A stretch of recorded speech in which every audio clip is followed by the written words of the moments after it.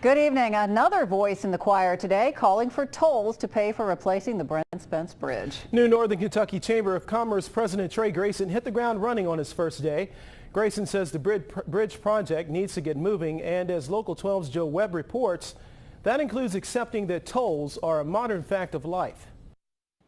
Trey Grayson started his first day on the job with a listening session with local media.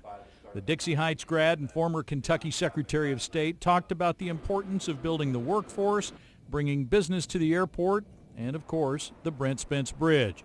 And he quickly took a side on that issue that's divided the community. Tolling is how roads are built nowadays. So we have to, I think, convince people, we have to make this case, because the default position is going to be, why would I want to pay that?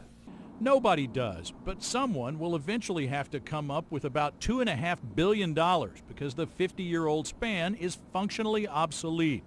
Ohio has passed legislation to make electronic tolls possible. Kentucky's efforts died in the last session.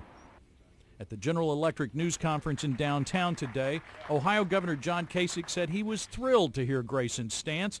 Congressman Brad Winstrip couldn't yet sign off on tolls. We need to find ways to create new revenue in Washington to help our transportation and infrastructure throughout the country. That's what tolling opponents have said from the beginning. Grayson said that tolls are just a fact of life and says any lobbying efforts in Frankfort will not bear fruit unless public sentiment changes. We have to do a better job selling the members of our community that this is something that's really important and needed now.